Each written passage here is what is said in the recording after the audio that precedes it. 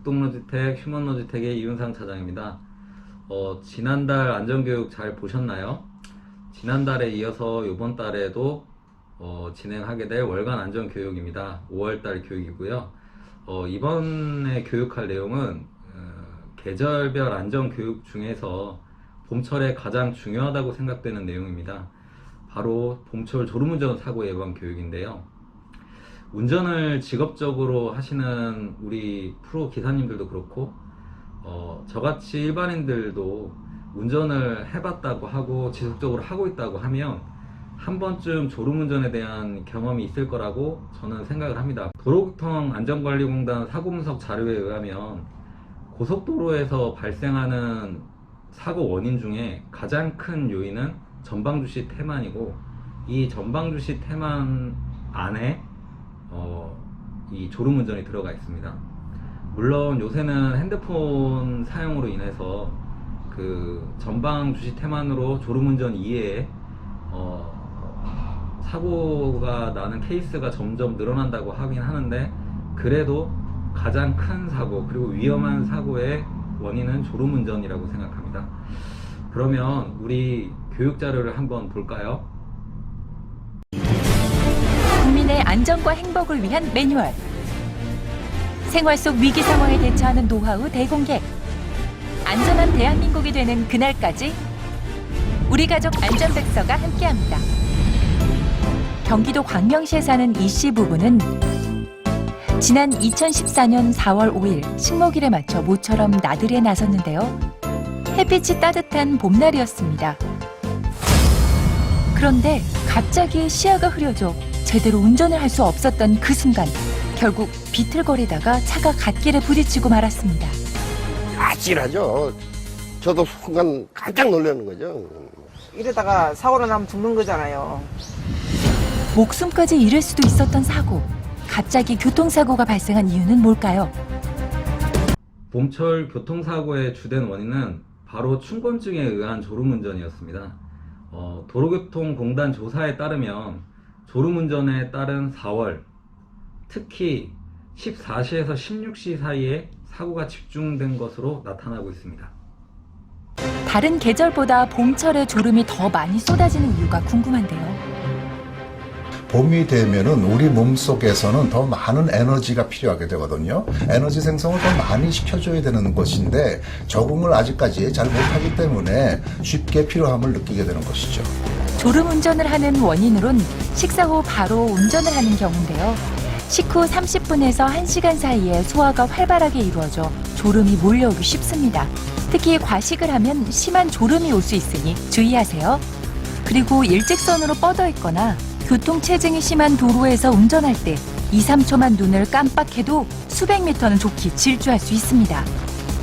고속도로를 자주 이용하는 분들에게 과연 얼마나 운전을 하다가 조는지 직접 물어봤습니다. 깜짝깜짝 놀랄 때가 자주 있어요. 고속도로를 탈 때는 뭐 거의 있었던 것 같아요. 졸음이.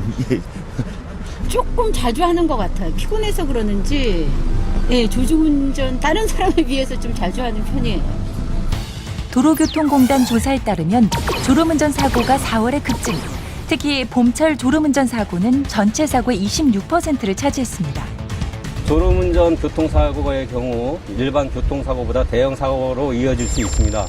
최근 사례의 경우 일가족 3명이 졸음운전으로 인한 교통사고가 발생해서 사망한 사고도 있었습니다.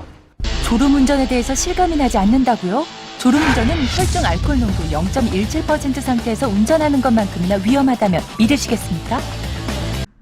졸음운전은 비록 짧은 시간일지라도 주변 차량과 보행인에게 큰 위협이 됩니다. 봄철 졸음운전을 유발시키는 원인에는 다른 큰 원인도 있습니다. 한번 살펴보도록 하겠습니다. 차에 타자마자 안전벨트를 하고 창문까지 닫은 상황. 어느 때보다도 안전에 신경 쓴 것 같은데 이 행동 중에 졸음운전 사고를 유발시키는 행동이 있나요? 바로 운전 중에 창문을 열지 않는 행동 때문입니다. 자동차의 창문을 열지 않았기 때문이라고요?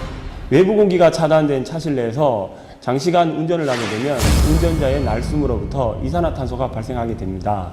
이산화탄소 농도가 일정 수준 이상 증가하게 되면 개인 차이가 있겠지만 집중력 저하, 졸음 등이 오게 됩니다.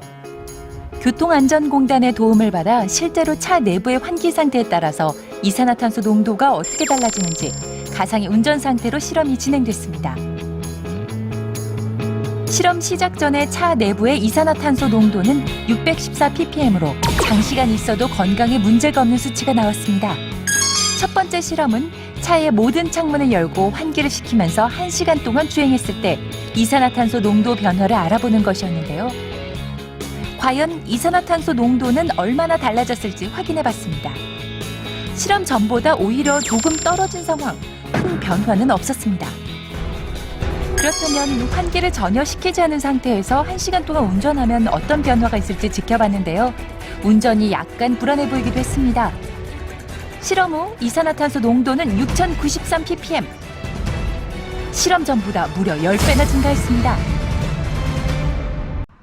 차량 내에 이산화탄소 농도가 5000ppm 이상일 경우에는 졸음뿐만 아니라 갑작스러운 두통, 메스꺼움 등을 느낄 수가 있는데요. 이럴 경우에는 10분에서 20분 정도 간격으로 환기하는 것이 무엇보다 중요합니다. 졸음운전을 예방할 수 있는 방법 자세히 알려드립니다. 먼저 식사 전에 물을 마시고 천천히 식사를 하면 식곤증을 예방할 수 있습니다. 운전 전에 절대 과식은 금물, 꼭 기억하시고요. 졸음은 전염이 되죠. 보조석에서 졸면 운전자도 같이 졸 수 있으니 동승자는 절대 잠들면 안 되고요. 운전하다가 졸릴 때는 껌을 씹어주면 졸음을 쫓는 데 도움을 받을 수 있습니다. 네, 고속도로 휴게소나 졸음 쉼터에서 충분한 휴식을 취하고 기본적인 스트레칭 하시고 출발하시면 아마 도움이 될 것 같습니다. 운전자에게 꼭 필요한 스트레칭. 먼저 핸들을 잡고 하체는 고정한 뒤 얼굴과 상체를 좌우로 15초씩 움직여줍니다. 양팔을 엇갈리게 깍지를 끼고 상체는 뒤로 당겨주고 시선은 배꼽을 3초간 바라보며 쭉쭉 늘려줍니다. 양 팔꿈치로 운전석 등받이를 밀면서 가슴을 앞으로 내밀고 정면을 3초간 바라봐야 합니다. 장시간 운전은 척추에 무리를 줄 수 있기 때문에 스트레칭을 해주는 것이 큰 도움이 되는데요. 너무 과할 경우 근육이 놀랄 수 있으니 천천히 강도를 높여주면서 하는 것이 좋습니다. 장거리를 운전할 때는 2시간에 한 번씩 졸음 쉼터에서 쉬었다 가는 것이 안전운전의 지름길입니다.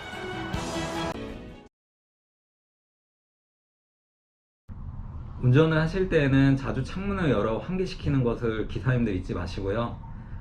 황사나 미세먼지 때문에 창문을 열기가 조금 어렵다고 하시면 차량 내 송풍 방법을 외기순환으로 설정하는 것을 잊지 마세요.